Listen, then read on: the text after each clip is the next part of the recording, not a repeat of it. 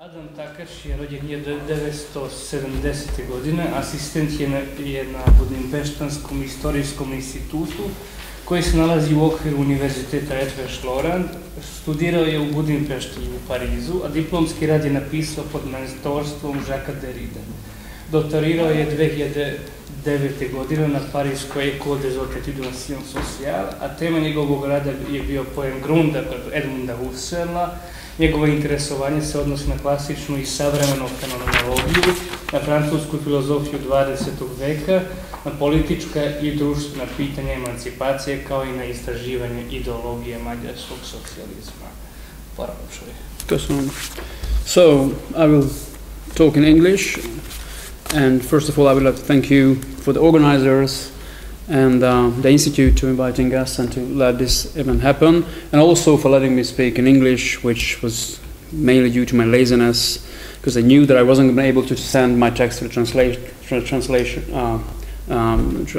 translation before, so I thought I'd save some time for myself and hopefully for you too, who do the heroic work of translation. So in my talk I would like to address the topic of the conference from a rather general perspective, Fenomenología and society, which means that my talk will be conceptual and partly historical, but not textual. So I will avoid referencing to texts when I'm talking about authors and problems, with which obviously I'm running the risk of being, to a certain extent, loose, but hopefully at the end I will have enough card on the table for allowing us in the discussion, if there will be any, to address the questions in details if you wish or if it's needed. And also I would like to start to my talk with telling you an anecdote, which is in fact a true story. I am the main character of the anecdote, but it is not me who is important, but the thing itself, as always in phenomenology. Exactly 1 year ago, there was a conference organized in Paris on the question of new French phenomenology, and the apropos of the conference was the publication of the work by Hungarian philosopher László Tengely, Neue Fenomenologie in Frankreich, which was a big sort of ontological-like interpretation of the phenomenological tendencies in France from the 70s. And for this occasion, the organizers had succeeded to invite all the big living French phenomenologists. I think that was the last time they all would put together on a table, from Jean Courtine to Marion, from Chrétien to Barbaras, from Richir to Jocelyn Benoit, Didier Franck, Francis Latour. Everybody was there. And the topic was the new French phenomenology. Now, besides of my delight to be part of this event, during the 2 days of conference I had a growing dissatisfaction. And it went to the point where at the occasion of the final table round discussion at the conference, I was sort of felt that I need to ask a question, and I asked the following question.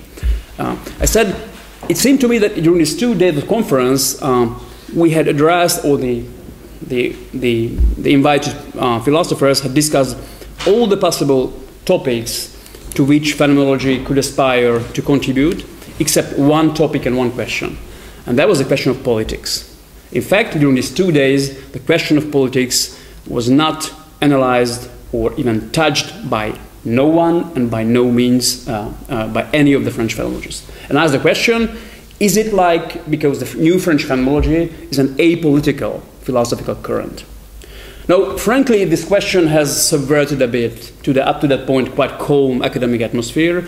People started to or murmur affirmatively, or started to shout names of French phenomenologists who ever wrote on politics. Obviously, my question was, during this conference, why it did not happen?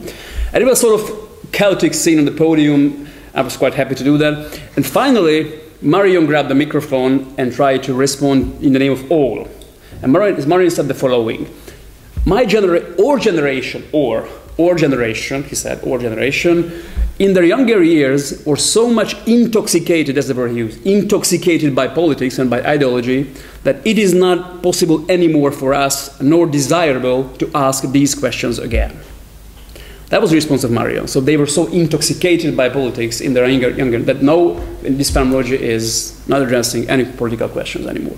Now, for me, it seems to me that this is a very symptomatic attitude in phenomenology towards the question of politics.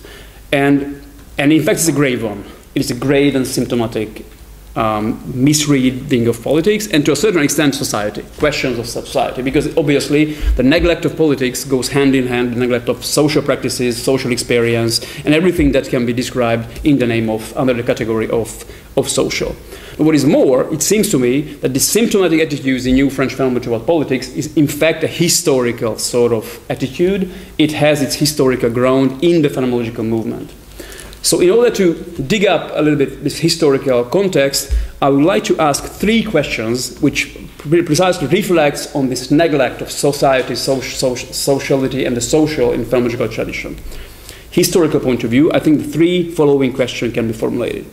The first one is, how is it possible that the groundbreaking efforts of classical phenomenological philosophy, Husserl, Scheler, Reinach, Heidegger, up to Ingarden if you wish, could remain almost entirely intact of the impact of the not less fundamental emergence of social-oriented philosophy of their epoch? The work of Dilthey, Weber brothers, Simmel, Tönnies, certain neo-Kantians like the late work of Nathorp on pedagogy and society, or Ernst Cassirer. How come that phenomenology could remain intact of these currents, which address the social in a very powerful way? It seems to me from this list only Dilthey had certain impact on the phenomenologists, on Husserl and Heidegger namely, but to the point of being harshly criticized, Dilthey himself, by Husserl and by Heidegger, of not being phenomenologically rigorous enough and not using phenomenological methods. And I think this reading of Dilthey is valid up to date. I think this is a fundamental misreading of Dilthey. Dilthey never was aspired to do a phenomenological philosophy. His strong side lies elsewhere. And I think today we need to liberate Dilthey from the phenomenological reading, and we find a very, very powerful philosopher of the social, of the objective spirit, and of the political, if you wish. Second question. How come that phenomenology and Marxism never really could get into a fruitful relationship with one another? In spite of some heroic, but I don't think that fully successful attempt that Alpar was referring in his talk, Pierre-Antoine Rovetti and Waldenfels obviously edited big 3-volume books on this question, and you could name early Herbert Marcuse, Tran-Duc Tao, Enzo Paci, Karel Kosik, and some others, not to mention the writing of the Praxis Circle in Yugoslavia. It seems to me that Marxist and phenomenologist consideration of the human experience are proved to be, or pretended to be, incompatible with one another. In fact, it seems to me that when certain leading phenomenologists entered to the Marxism, Merleau-Ponty and Sartre, it was rather to replace the phenomenological problematic with the Marxist one, and not to enrich the phenomenological problematic. Only exception, obviously, could be Michel Henry, his book on Marx. But it seems to me that paradoxically, Michel Henry's tendency to situate Marx theory within a philosophy of Christianity, philosophy of subjectivity, and philosophy of life is the subversive reading doesn't lead anywhere else than to reaffirm the philosophical position taken by Henry in the Leçons de la Manifestation. So it isn't about Marx, it's about Henry. So it's not really a completing of phenomenology, it's like pushing Marx into the frame of phenomenological thinking, which is not really of historians. Third question. Was it necessary that the powerful emergence of social sciences after the Second World War, anthropology, linguistics, sociology, historical sciences, came to understand itself and their role as being the antipode of phenomenological thinking? Was it necessary that social science understood itself as completely not phenomenological, anti-phenomenological? Think of the works of Norbert Elias, very strong and powerful critic of phenomenology, Lévi-Strauss, obviously, Foucault, we not have to discuss that, Pierre Bourdieu. I mean, these all very, very critical about phenomenology. Was it necessary that happened? Or was it necessary that phenomenology could never really profit from the results of these social sciences? Maybe when they tried, it is always by running the risk of questioning their own identity. For example, when Merleau-Ponty's later work, he's the first, and it seems to be the only one who really tried to understand the social sciences. He was the first French philosopher, phenomenologist referring to structuralism of Saussure, of Lévi-Strauss. But for him, it's a struggle. it is really a struggle. It's far from being evident that he can incorporate social science into phenomenology. I think in him, and this is something we discussed with Alpar a little bit earlier, it is really something that gets very strong and fundamental tension in his work, and not solving the problems, rather creating them. Also, you can say that Paul Ricoeur, who is very open in the phenomenological tradition towards social science, for him, it is obvious from the first volume of the Philosophie de la Volonté, that for him, phenomenology is a method which he free and feel free to abandon at the moment when he is attacking or targeting the problems of social science, be it structuralism or question of text or hermeneutics of social sciences. So even in Ricoeur, the phenomenology is sacrificed when the real problem of social sciences come about. Schütz, the Schütz problematic, I don't want to get into that. This is obviously before the Second World War, so it's before the new social sciences. And it seems to me that Schütz and his continuation, the theory of Luhmann and Berger, Peter Berger, I mean, you can always ask, I mean, if the sense of phenomenology is precisely not lost in the theories, in Luhmann and Berger precisely, in Schütz, it can be a question if it at all a social scientific problem, what Schütz is proposing. Now, these are three main questions which I posed. Dilthey and the whole social philosophy of epoch, why there is no receivership, why Marxists never get into phenomenology, can get into a good contact phenomenology, and why social sciences are usually the enemies of phenomenology. And I will try to answer to this question with two ways. I will say first that no, there was no fatal destiny in the history of phenomenology that phenomenology became alienated from those philosophical approaches or scientific approaches and traditions which tended their focus, their attention primarily on the social aspect of man and human experience. There was no fatal necessity that it could happen with phenomenology. And secondly, I will argue that I will try to put forward the argument to explain why this, in spite of everything, malgré tout, had happened. And I think it happened because in the phenomenological tradition, there was a growing and growing loss of concern, if not a neglect, towards the question of the object, of the objective component, of the objective side, of the objectification or objectivation, or what we could call, since Hegel, objective spirit. I think the history of phenomenology is the losing of object as a philosophical problem. It is the forgetfulness of object in the Heideggerian sense, it's the oblivion of object. We know everything about the subject in phenomenology, and in fact, the history of phenomenology is nothing but that. And it has a blinding effect because the object is not treated properly, and the losing contact with the objective, the problem of history of phenomenological objectivity has a consequence of losing of the problem of social, and as a consequence of losing contact with all those philosophies that I mentioned, which are dealing with the social and try to analyze it in their objective setting. So it's going to be my main argument. But before I get there, obviously, I need to face at least two objections from your part, which first would be, it is the question of the methodological constraint in phenomenology, which finally forced the phenomenological thinking not to get into contact with those philosophical schools. Because phenomenology is a first-person philosophy, subject-oriented philosophy, not only in thematic, but first and foremost in its method. So all the basic methodological component in phenomenology, reflection, phenomenological reduction, eidetic variation, historical destruction, formale Anzeige, hyperreflexion, epoch hyperbolique, Richir, Merleau-Ponty, this all presuppose the subject as an agent of the method. And therefore, this can be the main line of demarcation between phenomenology and other type of philosophers, that phenomenology has an own method which is subjective-centered, and therefore it has an own justification, theory of evidence and truth, its own way of constructing phenomenological concepts, and the rigor in constructing phenomenological concepts based on experience. And this is precisely what is missing from all these other philosophers that I mentioned.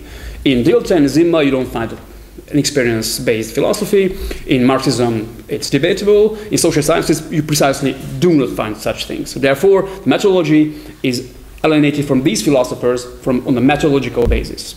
Now, I think it is a bit simplistic view to say that. First of all, because where I am? Because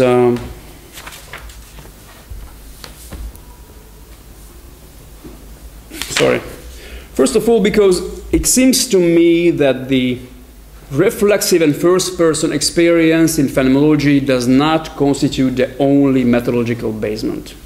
In Husserl, for example, the eidetic variation, even though it presupposes the consciousness, it's far from simply an act of consciousness. The idealities and the eidetic entities, those are sort of abstractive construct through intuition, but they are not reducible to simple subjective acts. So there is a sort of possibility of abstracting from the consciousness to analyze something else, what is given in what is outside, if you wish, in consciousness. Also in Heidegger, if you take a look at the historical destruction in the being and time, the historical destruction is not governed by Dasein's own existential interpretation. Historical destruction is governed by the tradition, which means a community, a vision of community on history and on society, and the tradition is working against a dominant interpretation of the tradition. Again, here in the historical interpretation, which is the guideline, Heidegger says, the phenomenological research, more broad phenomenological methodology is there before we get to the Dasein own existential sphere, which obviously will prove a very powerful sort of methodological basement for all phenomenological research. But the historical dimension cannot be reduced to Dasein own existential structure. And we could go much further and to outline very briefly, for example, that in the dialectical method used in Sartre, even in the L'être néant, this is far from being a phenomenological method. Let's just stay on that point. Or in Heidegger, in Merleau-Ponty, in the phenomenological perception, the constant reference to experimental and interpretive psychology of his age in French psychology. This is again is not always done in a phenomenological rigor. It is simply to acquire some material from psychology which can be used in phenomenological research, but it's far from being a simply reflective, first-person focused experience. Secondly, one can also say that it seems to me that apart from the work of Husserl and Heidegger, the emphasis put on methodological question and justification and conceptuality is not a strong side of the phenomenological tradition.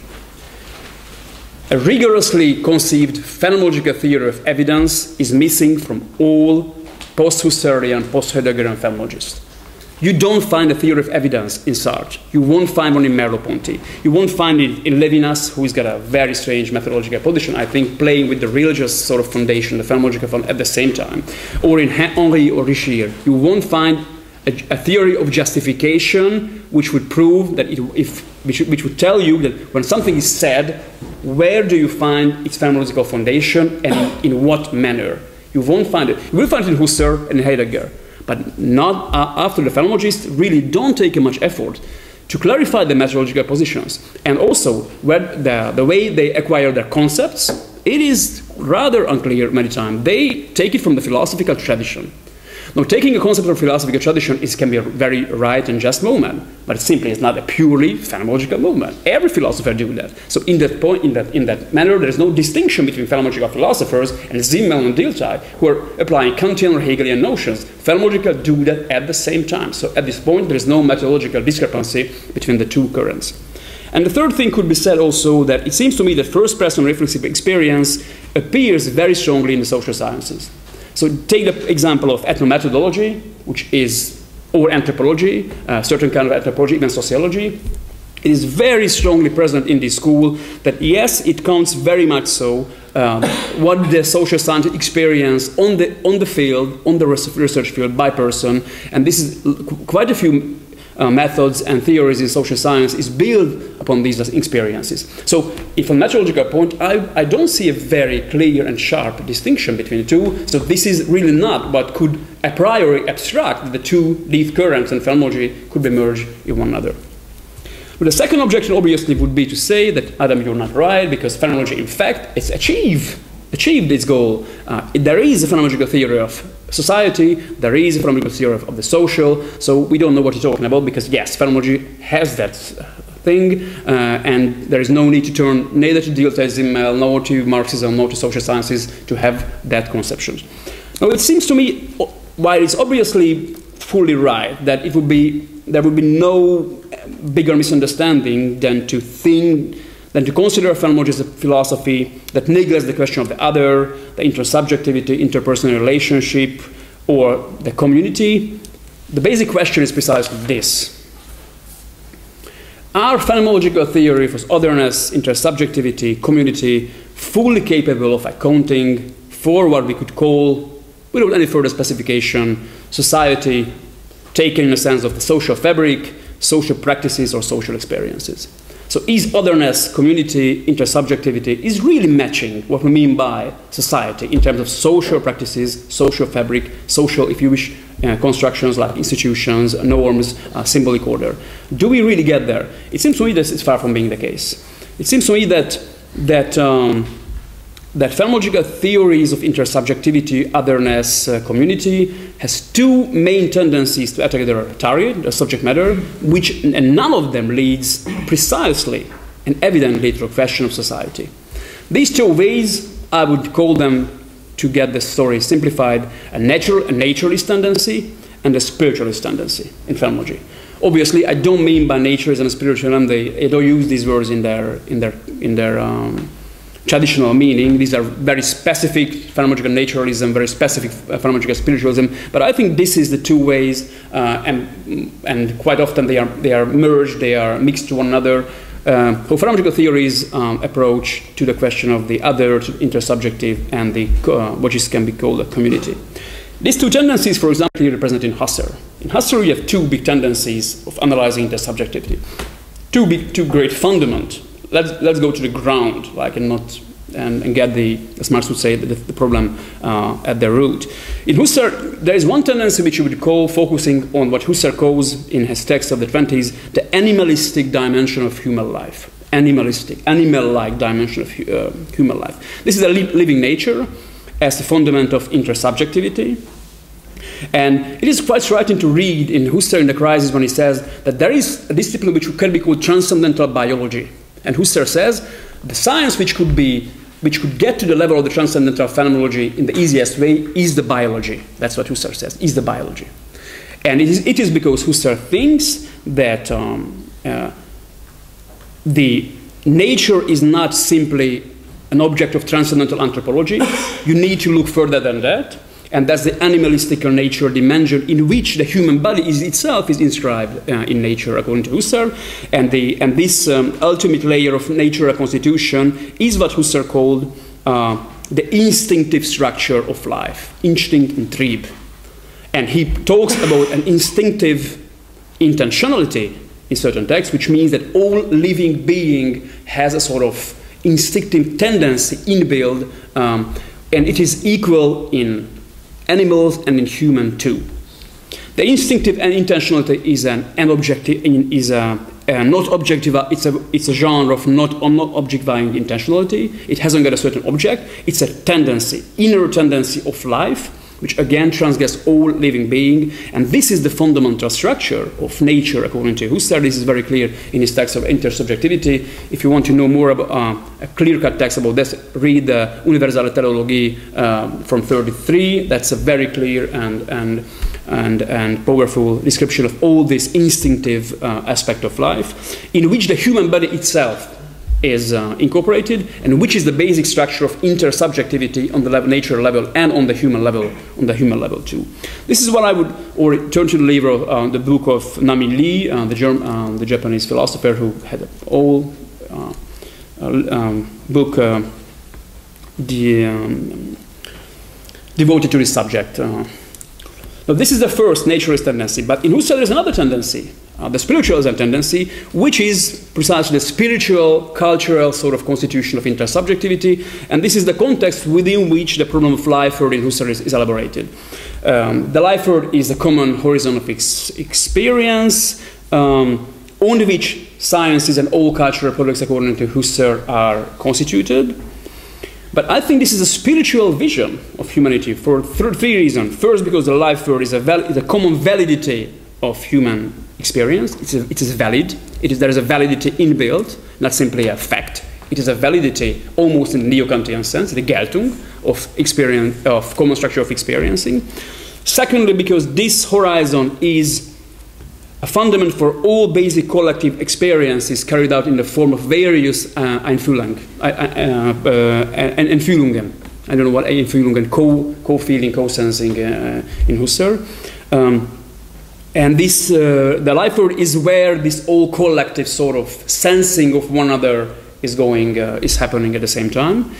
And also, because it's very powerful in the crisis, because the life word is a process of universal rational validation of human reason developing through history in a teleological manner. This is very clear that Husserl believes that we don't have simply a chaotic, organized, horizontal organized experience, experimental community. We do have a reason that is go through teleologically a culture, especially in European culture, and there's a cultural development which teleologically build up in a rational manner, which in turn conditions all those sensory experiences and or cultural belonging from the base. So this is a spiritual tendency in reason. Husserl calls it sometimes, quoting Fichte, the idea of universal culture of reason, which teleology proceeds in the life word and helps to form something like society. Now it seems to me that these two tendencies in Husserl, the animalistic and the spiritual one, the reason one, and when Husserl, in many writing, starts to understand what society is, he does it in a genuine manner. It seems to me that his approach is get caught between these two tendencies.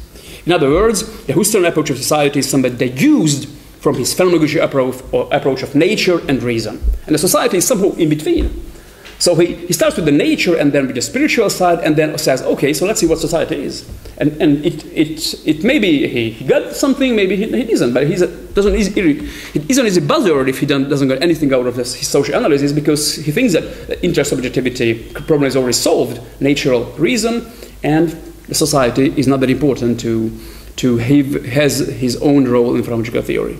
So, the social sphere in Husserl is very basically the sphere of co-willing, mitwollen, which is a sphere of cooperation, which has two foundations. On the one side, obviously, the bodily, animalistic, and on the other side, the rational, the spiritualization tendency in human action, Vergeistigung, says Husserl, which appear in social cooperation and social level.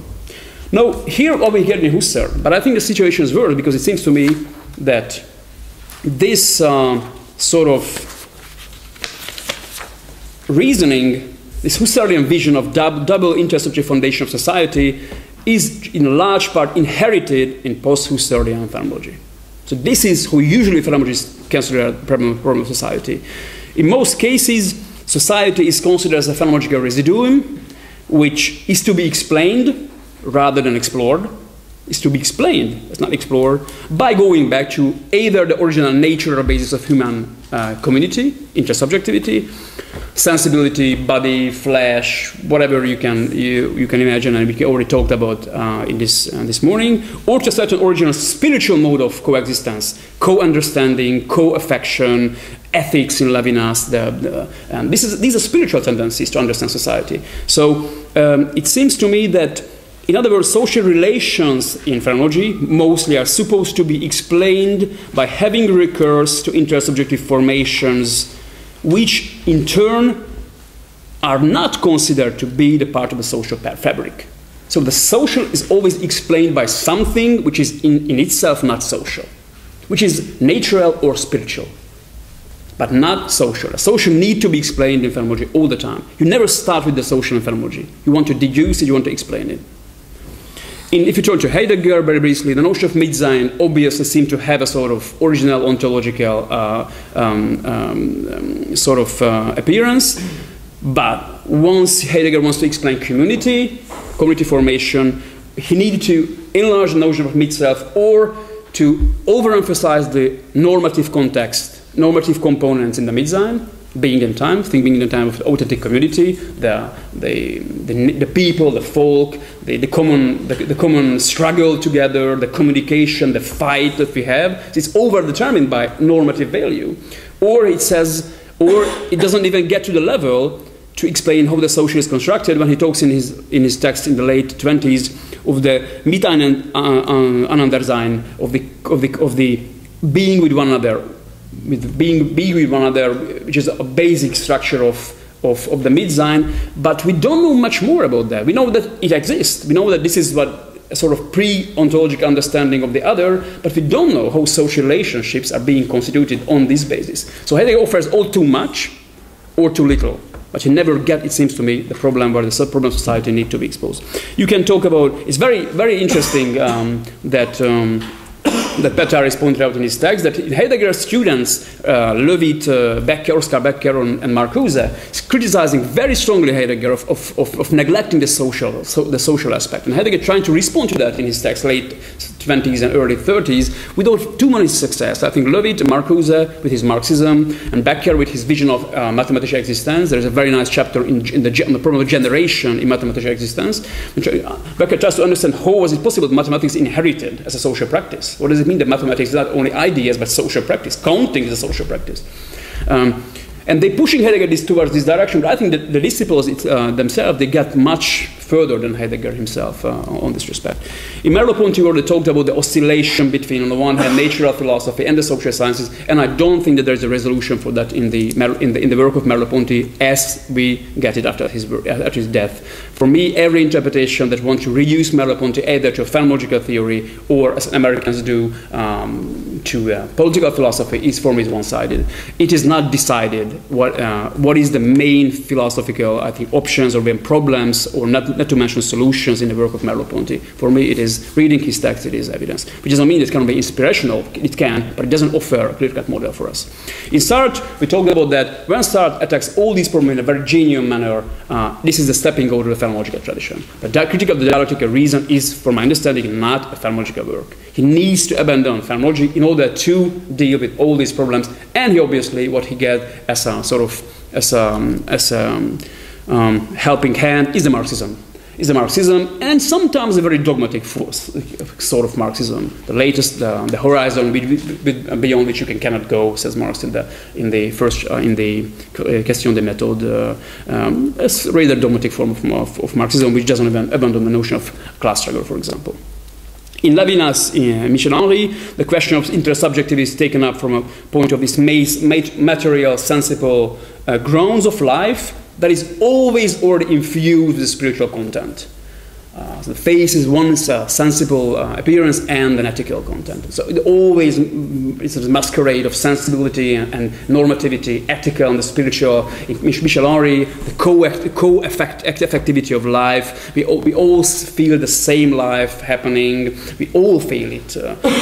This is, on the one hand, very strong phenomenological basic, naturalistic tendency, and absolutely dismantled by very strong spiritual content. I don't see the question of social in these terms really coming to the fore. Now, it seems to me that, in short, that from levels of we experience intersubjectivity community, there is no direct, evident way to arrive at the problem of society in phenomenology. And in fact, what is missing, and here's my final argument, is precisely a missing link between the two. And that's what I simply would call the objective order, or I don't hesitate to simply call it, after Hegel, the objective spirit. The phenomenological problem of objective spirit, which means object-oriented social practices, modes and logic of social objectivations, constitutive, object-centered collective experiences. This is something which is missing most of the phenomenological theories, something which could be called in Husserl theory of transcendental objectivation, could be called in Heidegger theory of existential objectivation. This is something which phenomenologists do not deal. And I think one can rightly speak in the phenomenological tradition of a forgetfulness of object, which is striking, because the theory of intentionality is not a theory of subject, it is a theory of subject and the object. And in Husserl, this forgetfulness starts already in Husserl. Husserl, in the logical investigation, the ideas, says, what I'm doing is an objective-oriented phenomenology. This is the word in the ideas. Objective-oriented phenomenology, that's what I'm doing. Then the old component of the noema and in the material content in the logical investigation is an objective, a very strong objective philosophy. Also, his theory of formal ontology and material ontology is a strong theory of object, but it's got suspended very much so. Formal ontology remains, but material ontology is practically suspended. That causes the break with the monist circle, with Reinach and the others, because Husserl doesn't want to go to the material ontology direction. He wants transcendental phenomenology, so he's a break already in the phenomenological tradition. And I think Heidegger's critic is very right when he says, where is the historical and social ontology in Husserl? I mean, that's the only point where I would agree Heidegger criticizing Husserl. Yes, it is missing from Husserl. The thing is that it's missing from Heidegger too, but that's another question. So it seemed to me that, let me just add a further argument here. I do believe that had Husserl extended his early phenomenological research to the problems of knowledge and object in the domain of historical and cultural sciences, Geisteswissenschaften, as it was promised by the phenomenological first philosophy. The first philosophy is sent to found all type of knowledge, not only the formal sciences, also the Geisteswissenschaften. Had he done that, the transcendental turn of his phenomenology would have been much more difficult, if not impossible. Had he attacked the problem of Geisteswissenschaften from a phenomenological method like he did the formal object in the logical investigation, he could not simply turn into a transcendental phenomenological subjectivity. Because in the sphere of social and historical, you cannot simply reach a fully fledged, self-centered, transcendental capacity, which is covered by the name transcendental subjectivity. If you have the comparison here, I don't want to go into that because I don't have time, but Simmel at this point is very, very striking. Simmel is doing something like that. He's doing a social, he doesn't use the term intentionality, he doesn't use the word phenomenology, he's coming from neo-Kantian tradition, but what he does deal at this time in his philosophy of his problems of history, problematic philosophy, and read his text, the concept of strategy and culture, it is precisely that. Social and historical ontology, which abandons clearly the problem of subject, because it is impossible to analyze history from a transcendental point of view. No, my main argument, to cut it short, is the following then, if I find it in this paper. It's simply to say that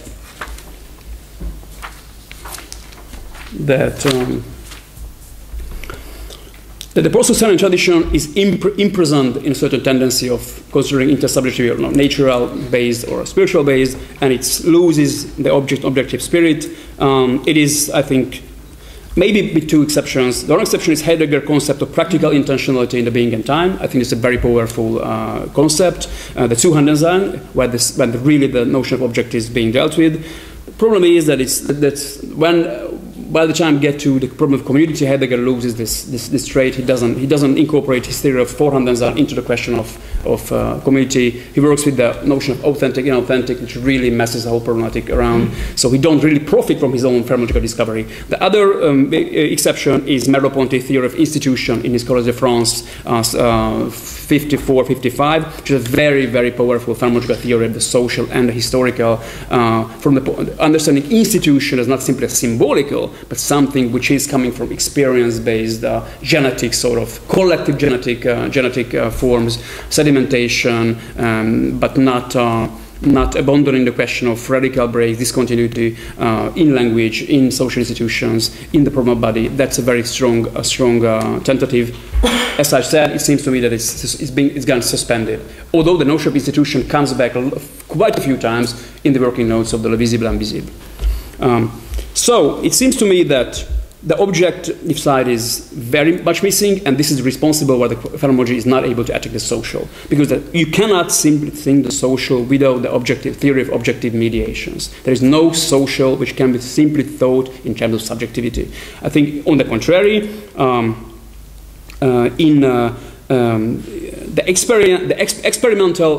the social experience cannot be thought otherwise but through the mediation of object, and in fact this is not a proper experience. You never experience nation, state, property, money, law, social class, democracy, even history. You never experience them properly. What you have is you have certain ideas in the name of which you can produce certain experiences. So that the tendency is reversed. It's not you experience them, they made you experience something like. There is an absolutely reverse intentionality in the sphere of institutions, of values, of norms, of any kind of social forms. These are these objects that force you, to constrain you, to let you, to help you to experience something like social, something like historical, something like democratic, something like value. And not vice versa. It's not you who simply experience them. These objective conditions that help you as a collectivity, not you, everyone, to experience this, and that's what makes possible to communication and social action in the name of these values and things. So there's a referential character of object, but I think it's in a reverse sense. There's a reverse intentionality in object. This is the object, what constitutes you, and not you who constitute the object. And I think this sphere is completely missed in phenomenology. Foucault deals with this. Foucault do this in his Archéologie de la savoir. And this is what Foucault calls the discursive practice, the objective order that produces experiences. And I think this side is completely missed out of phenomenology, not by principle, because phenomenologists do not think in terms of, they think object, well, we don't know what object is. I don't think we do, but we do know what object is, and this causes this whole problem. So it seems to me that if there's a new task of phenomenology, it is, and we want to understand the social phenomenological point of view, the task is to return to the problem of objectivity, objective spirit, both in understand what human praxis is. Human praxis is objective. Marx saw it very well in the manuscript, economic and philosophical manuscripts. Practice is when the object constitutes the subject and there's a circular relation between the two, and not simply a one-sided relation. We can start thinking community as objectively driven human formation. We should start thinking in instances of purely objectivating intentionality. Purely objectivating intentionality. Objects can function as subject. My example of institution is like that. The institution is a sort of it's an agent. It's a social agent. It has its own logic, own development, own name, own structure, which forces subject to experience things otherwise than they would usually do. So there is a proper side when objects behave like subject in the social field. All institution, all tradition, and history itself is like that. So the target of new phenomenology, if we still want to keep this word, would be to understand what does it mean that the object is constitutive, and to understand the social agency as being the subject of these constituting objectivities. One can wonder as to what extent the phenomenological exploration of subjective life and intersubjectivity can remain intact of the effects of this reverse objective intentionalities, through which I think the knowledge, collective knowledge and practice of objects fashions the spheres of experience and conditions the structures of life. Thank you very much.